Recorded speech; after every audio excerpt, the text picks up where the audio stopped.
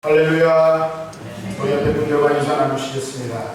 하나님은 당신을 사랑하십니다. 하나님은 당신을 사랑하십니다. 당신이 있어서 참 행복합니다. 당신이 있어서 참 행복합니다. 참 잘 오셨습니다. 참 잘오셨습니다. 우리가 오늘은 매주 감사 주일로 지키는 그런 주일입니다. 이스라엘 백성에게 있어서는 처음 열매를 거둔 것이 하나님 앞에 감사하는 절기고, 그 의미가 현대에 와서는 딱 정확하게 6개월이 지난 후 7월 첫째 주가 시작되는 이날에 우리가 감사 주일로 지키는데, 지난 한 년 동안 인도하신 하나님 앞에 감사하는 절기이기도 합니다.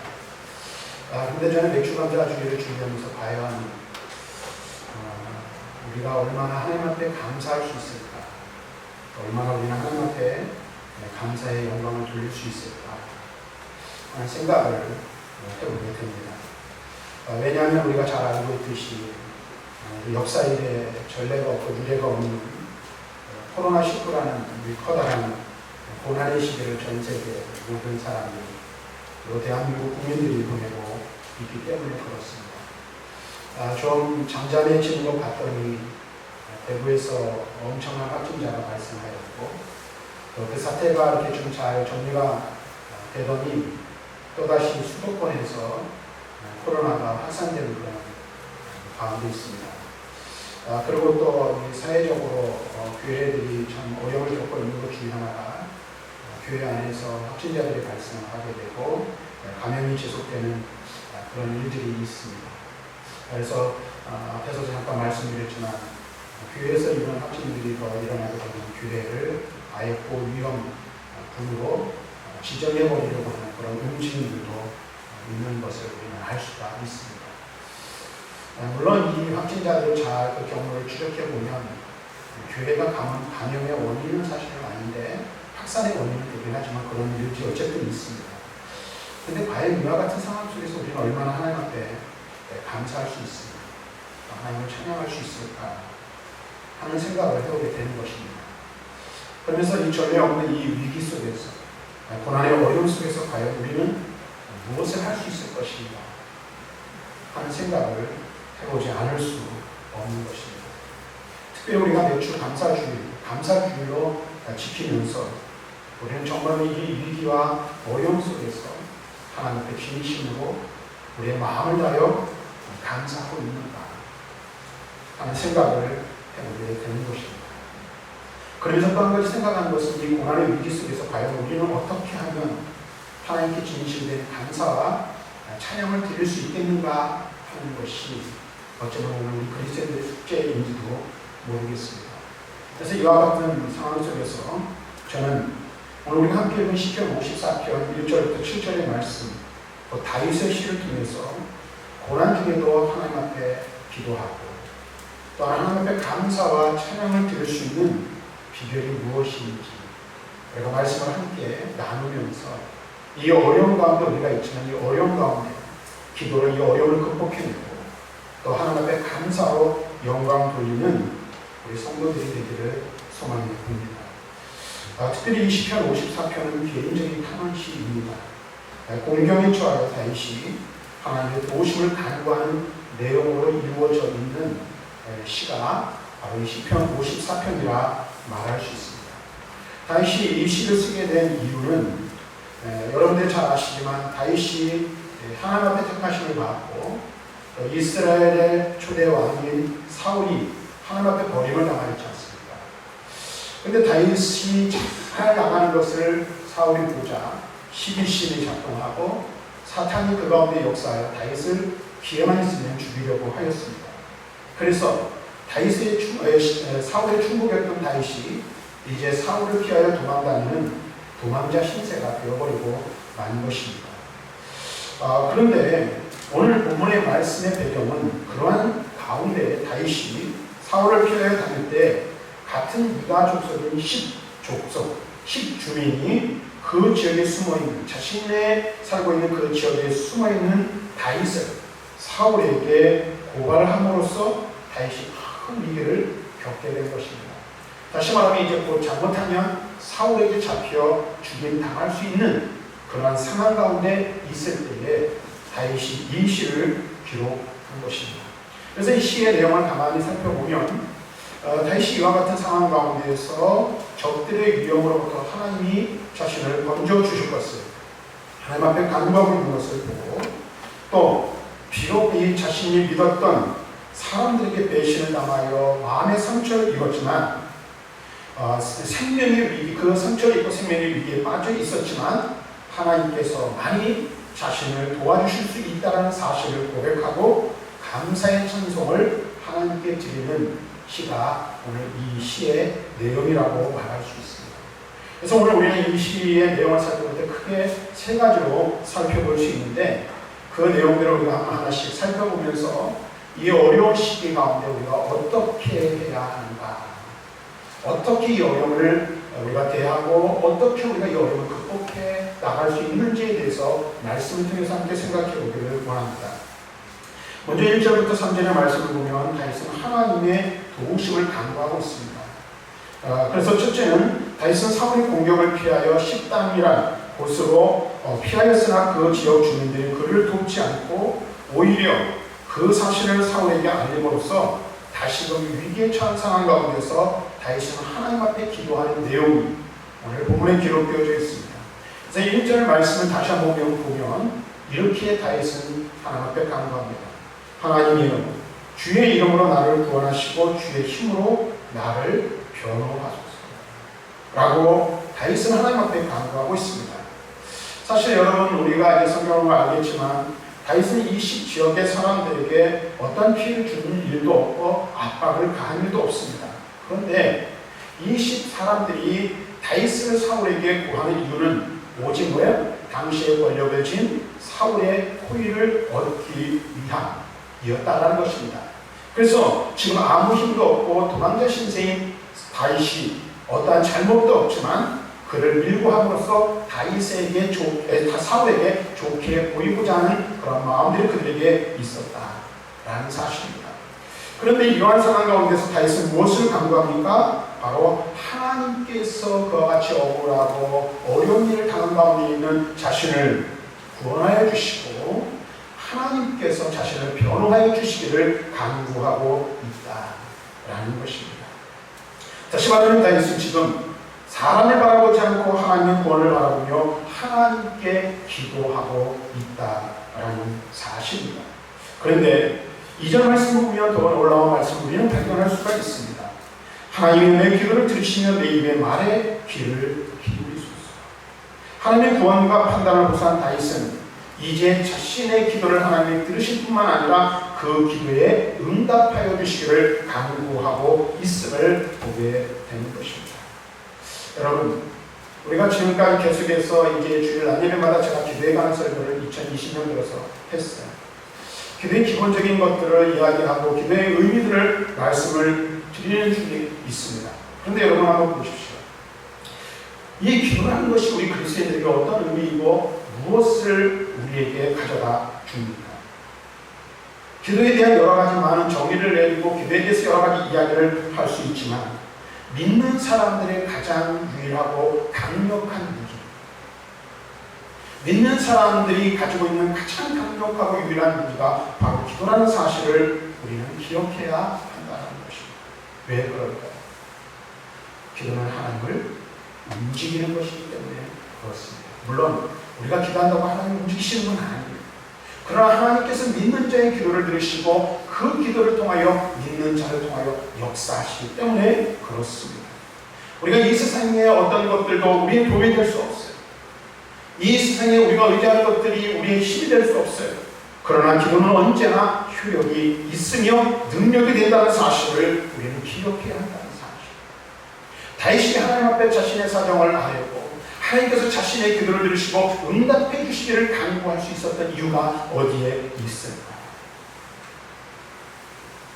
기도 응답에 확신이 있었을 뿐만 아니라 기도만이 하나님 앞에 부르짖어 간구하는 것만이 자신을 이 어려운 상황 가운데서 구원할 수 있는 유일한 방법이라는 사실을 다윗은 깨달았기 때문에 그렇다라는 것입니다. 그래서 우리는 다윗의 시대로 이렇게 주로 시편이 이루어져 있는데 많은 시편이 다윗이 환란의 때에 하나님의 도우심을 바라며 기록한 시임을 알 수 있어요. 그래서 우리가 고난에 처한 사람들이 이런 다윗의 시편을 읽을 때마다 무엇을 경험합니까? 다윗을 통하여 다윗의 시편을 통해서 위로를 경험하고 하나님의 은혜를 경험하게 되는 것입니다. 근데 우리가 여기서 한 가지 기억해야 될 게 있어요. 하나님의 도우심을 바라는 자에게 여러 가지 환난이 닥칠 것임을 닥칠 수 있어요. 근데 그것들을 어떻게 가지고 하나님 앞에 나아가야 한다는 사실을 깨닫는 거예요. 그리고 하나님 앞에 구원을 구하는 기도로 나타나야 한다는 거예요. 그런데 단지 환난 중에 드리는 기도가 단순하게 그냥 하나님 앞에 아뢰는 것 정도가 아니라 부르짖는 기도가 되어야 한다는 사실을 우리는 기억해야 한다는 것입니다. 왜 그럴까요? 이 부르짖음은 바로 응답과 구원으로 연결되는 것이 되기 때문에 그렇습니다. 간절히 부르짖는 기도는 하나님께서 들어주실 것을 다윗은 확신하고 있는 거예요. 예레미야 선지자에게도 말씀하셨죠. 너는 내게 부르짖으라 내가 내게 응답하리라. 내가 알지 못할 크고 은밀한 일을 내게 행하리라. 사실 오늘 제가 이 말씀을 준비하면서 말씀을 준비하다 보니까 2주 정도를 사실은 설교를 해야 되겠다. 그래서 오늘 아침에 나오기까지 사실은 이 설교 원고로 2주 분량의 설교를 제가 준비를 해왔어요. 근데 다 잘랐습니다. 제가 이 생략을 했는데 시편의 말씀을 여러분들이 집에 가서 시편 말씀 읽기 편하시니까 좀 읽어보십시오. 다윗의 시들을 살펴보면 하나님 앞에 부르짖어 간구하고 하나님께서 기도에 응답해 주시고 그 환난 가운데서 건져주실 것을 확신하고 또 그것을 감사하며 찬양하는 그런 시편들로 이루어진 말씀들이 얼마나 많으십니까? 다시 말하면 지금 다윗은 이 시편에서 뿐만 아니라 수많은 시편들 속에서 구원의 하나님을 바라보며 구원의 하나님 앞에 감사함으로 기도하고 그 하나님께서 자신을 환난 가운데서 건져주시고 구원해 주실 것을 간구하고 있다. 무엇이 어떻게 그럼 다윗을 알고 이렇게 기도할 수 있게 하셨을까요? 하나님께서 자신의 기도를 들어주실 것이라는 확신, 들어주실 것이라는 믿음이 있었기 때문에 그는 이 환난 가운데서 하나님 앞에 기도할 수 있게 되었다. 그래서 3절 말씀을 보면 자신의 기도가 왜 응답되어야 하는지 하나님 앞에 알고 있습니다. 낯선 자들이 일어나 나를 치며 포악한 자들이 나의 생명을 수색하는 하나님을 자기 앞에 두지 아니하였습니다. 라고 고백하고 있습니다. 여기서 낯선 자는 원문을 그대로 직역을 하면 외국인 혹은 이방인을 의미하는 거예요. 근데 여기서는 외국인, 이방인을 의미하는 것이 아니라 누구를 의미하는 거예요? 자신을 사울에게 고하는 10사람들을 의미하는 것입니다. 이들 때문에 다윗은 자신을 밀고의 위험에 빠뜨릴 뿐만 아니라 그 일에 적극적으로 나서는 그 이들이 자기와 같은 민족이고 같은 지파였지만 어떻게 낯선 자들, 이방인과 다름이 없다는 사실. 저는 이 말씀을 보면서 그런 생각을 해보게 됩니다. 우리의 가장 가까운 사람이 낯선 자가 될 수도 있다. 저는 이제 2019년이 벌써 지난 지 6개월이 지났는데 지난해 그런 생각, 그런 경험들을 많이 해보았어요. 정말로 가까웠던 사람들이 말할 수 없이 멀게 느껴진다. 여러분들 혹시 그런 경험 보고 거기에 대해서 자세히 설명을 할 수 없지만 그런 경험 혹시 해보신 적 없습니까?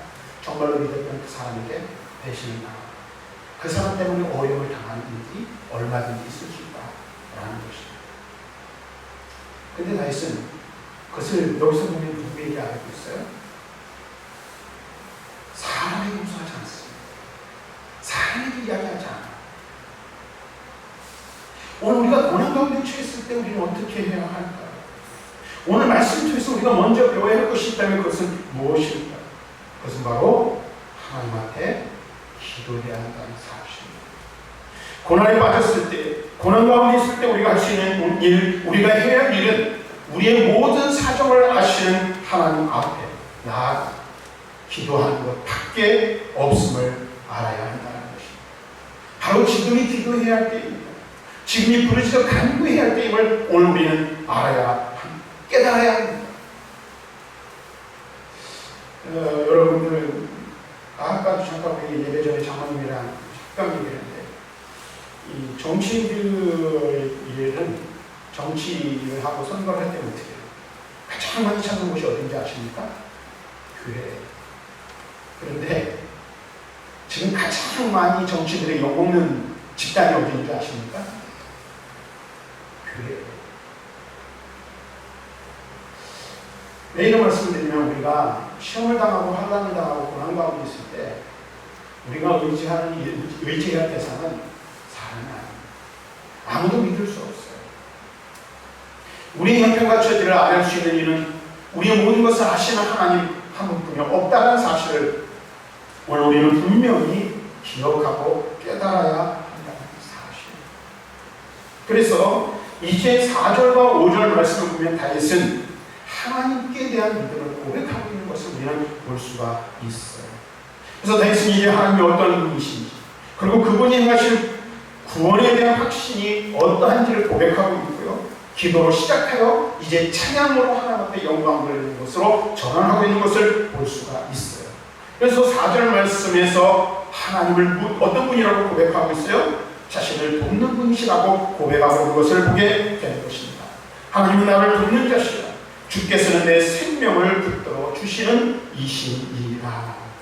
이렇게 고백하고 있습니다. 근데 여기 우리가 주목할 말씀이 있어요. 하나님은 나를 돕는 자시라 라는 이 말에 한글 성경에 빠져있는데 히브리어 어문을 보면 우리말로 보라 라는 말이 있다는 것입니다. 이 말의 의미는 무엇일까요? 보라, 하나님은 나를 돕는 자시라 라는 이 고백이 무엇을 의미하는 것일까요? 이 표현은 마치 곁에 계신 하나님을 가리키고 있는 것과 같습니다. 다시 말하면 지금 다윗이 고백하고 있는 것은 지금 하나님이 나를 보고 계신다는 거예요. 어려움이 있습니다. 시험을 당하고 있습니다. 배신을 당하여서 정말 깊은 좌절 가운데 빠져 있어요. 그런데 온갖 장애물을 뛰어넘고 넘어서 누구를 바라보고 있는 거예요? 그럼에도 불구하고 다윗은 지금 누구를 바라보고 있어요? 하나님만을 바라보고 있는 것입니다. 지금 다윗의 상황이 어떻습니까? 상황이 절망의 캄캄한 어두운 가운데 둘러싸여 있습니다. 모든 것이 자기의 상황을 둘러 진치고 있고 어찌할 바를 알지 못한 그런 상황 가운데 있는 거예요. 그런데 그때 다윗은 마치 한 줄기 어둠 가운데 내려 비치는 빛을 본 것과 같이 빛을 바라본 자와 같이 보라라고 외치고 있는 것입니다. 시인이 당면한 고난과 위험은 긴박하고 엄청나서 그를 압달하는 것이었음에도 불구하고 그는 그와 함께 하시는 하나님, 그를 붙들고 계시는 하나님, 그 곁에 계신 하나님을 깨달을 수 있었던 것입니다. 그래서 그는 보라, 하나님은 나를 돕는 자시라 찬양할 수 있었던 것입니다. 옛날에 제가 가르쳤던 학생들 중에 찬양팀을 제가 중고등부 아이들을 가르칠 때가 있었는데 찬양팀을 조직하여 이제 아이들을 지도한 적이 있거든요. 아이들에게 몇 가지 숙제를 내려줬어요. 그게 뭐냐면 찬양팀을 하면 연습을 하기 전에 모여서 먼저 합심해서 기도하라. 그리고 한 주간 동안 살면서 자신이 경험한 은혜들을 나누라. 끝날 때 또 기도해라. 그리고 또 옛날에는 MP3라는 게 있었는데 지금은 그런 거 찾아보고 있는데 MP3를 가지고 다니는데 거기다가 가요보다 복음성과 CCM을 절반 이상을 항상 넣어놓고 듣고 다니라 그런 게 있어요. 그러니까 아이들이 저한테 항상 모이면 이렇게 목사님 이렇게 했습니다라고 보고를 해요. 어느 날 리더되는 친구 하나가 이런 얘기를 하더라고요. 아이들끼리 이야기를 하는데 자기들이 참 어렵고 힘든 그런 이야기를 하더라고요. 근데 한 친구가 그런 얘기를 했답니다. 사람이 둘러싸여 있어서 너무나도 힘들어서 이렇게도 저렇게도 해결할 수 없는데 그때 하늘 부르게 라는 이야기를 하더라고요. 그래서 제가 그 말에 얼마나 감동을 받았는지. 우리가 인생을 살아가다 보면 앞으로 나아갈 수도 없고 뒤로 후퇴할 수도 없고 사방을 둘러봐도 우리를 도울 수 있는 이들을 발견할 수 없는 그런 때가 우리는 얼마나 많을지 몰라요. 그런데 여러분 보세요. 우리말에 그랬죠. 하늘이 무너져도 솟아날 구멍이 있는 것처럼 우리를 둘러싼 여러 가지 시련과 고난이 우리의 사방을 둘러싸도 어디 열려 있습니까? 하늘은 열려 있다는 사실입니다. 그래서 우리는 하나님을 바라볼 수 있어요. 하늘에 계신 하나님께서 지금 내 곁에 계셔서 나와 함께 하시고 그 하나님이 나를 붙드시고 나를 도우신다는 사실. 지금 다윗은 정말로 절박한 상황 가운데 절체절명의 순간에 있었어요. 근데 그는 하나님을 향하여 기도할 뿐만 아니라 그 하나님만이 자신을 구원할 수 있는 분이라고 고백하며 찬양하고 있습니다. 그래서 보라 하나님은 나를 돕는 자시라. 보라 하나님은 나를 돕는 자시라. 다윗은 고백하고 있는 것입니다. 오늘 우리는 하나님을 바라볼 수 있어요. 아니 하나님만을 바라봐야 합니다. 하나님만을 바라봐야 합니다. 이 위기의 때 고난의 때에 우리가 의지해야 합니다. 우리가 붙들어야 할 것, 우리의 시선이 어디를 향해야 합니까? 우리를 도우실 수 있는 유일한 하나님께로 우리의 시선이 향하고 우리의 부르짖음이 그분께로 향해야 할 줄로 믿습니다. 계속해서 다윗은 말합니다. 주께서 내 원수에게 악으로 갚으시리니 주의 성실하심으로 그들을 멸하소서. 하나님은 다윗을 도우시고 그의 친구들과 함께 하실 뿐만 아니라 다윗의 원수를 친히 멸하실 수 있는 분이라고 말합니다. 하나님께서 신의 원수들에게 그들의 악을 되돌려 주실 것임을 다윗은 믿음으로 고백하고 있습니다. 하나님께서는 그들이 행한 악을 모두 지켜보셨고 그대로 그들에게 되돌려 주실 것입니다. 잠언 26장 27절 말씀입니다. 함정을 파는 자는 그것에 빠질 것이요 돌을 굴리는 자는 도리어 그것에 치이리라 말씀하고 있습니다. 악인은 반드시 그 악을 행한 그 악인에게 악이 돌아오게 될 것이라는 사실을 다윗은 알고 있었습니다. 그래서 이 다윗의 시를 가만히 보면 초점이 누구에게로 맞춰져 있는 것을 알 수 있어요? 사람에게 맞춰져 있잖아요. 근데 대부분의 많은 경우 저 자신도 마찬가지지만 우리는 우리가 어려운 일을 당할 때 초점을 누구에게 맞춰요?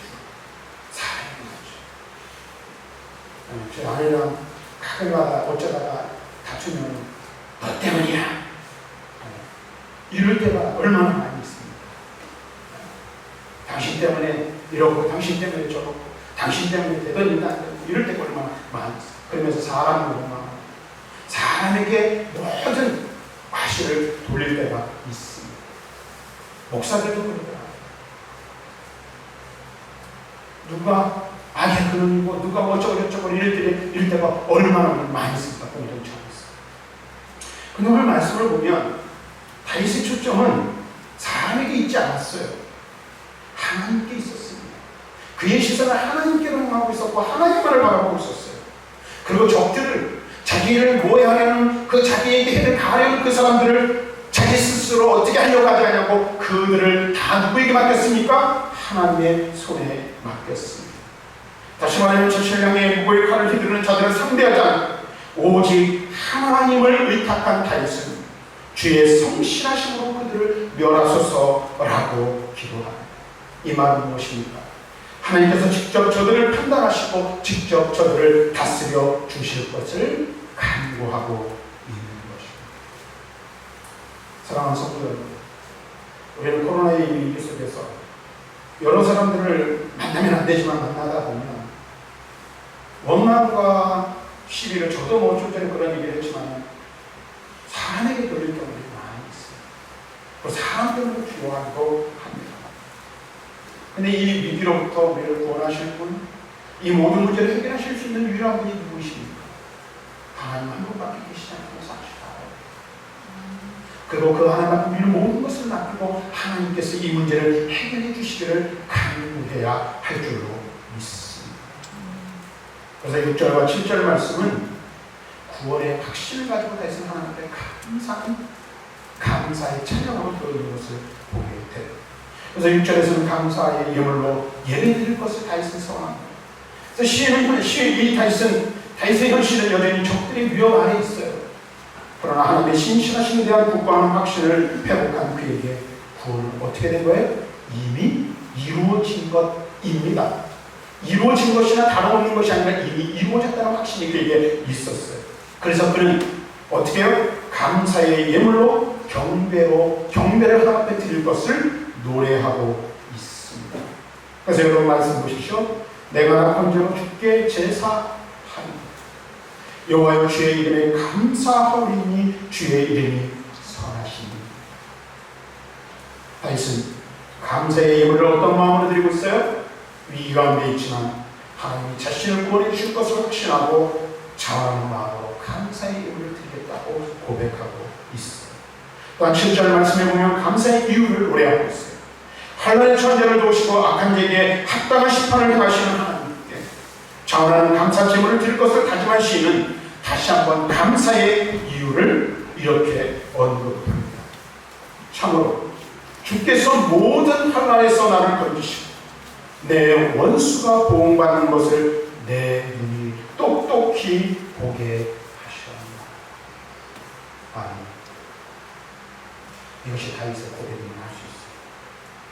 근데 여러분 이 시만 보면은 잘 이 다윗이 이렇게 노래할 수 있었던 이유를 잘 알 수 없어요. 이 시의 배경이 되는 사무엘상으로 돌아가보면 그 이유를 알 수 있어요. 사무엘상 23장 26절부터 28절의 말씀을 보면 이 사건의 배경이 잘 나타나 있는데 이제 앞에서 말씀드린 것처럼 10사람들이 다윗을 사울에게 고발하는 거 여기 있으니까 잘 알아. 그래서 사울에게 어떻게 해요? 병력을 이끌고 다윗을 잡기 위해서 식당으로 전력을 다해서 진격해 오고 있는 것입니다. 근데 다윗이 이 사실을 알았어요. 그래서 사울 왕을 피하여 그 숲에서 빠져나와 다냐로 도망을 하게 됩니다. 그리고 사울은 그 뒤를 쫓는 거예요.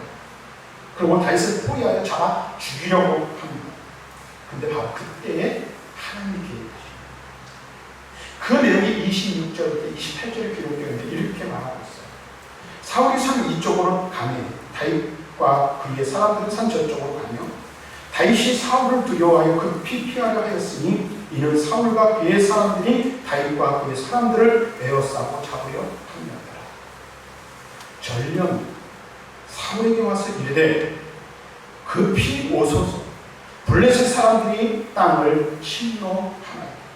이에 사울이 다윗 쫓기를 뒤쫓기를 그치고 돌아와 블레셋 사람들을 치러 갔으므로 그것을 셀라 하마꿰이라 칭하니라. 이렇게 기록하고 있습니다. 이것은 매우 흥미로운 일이 아닐 수 없습니다.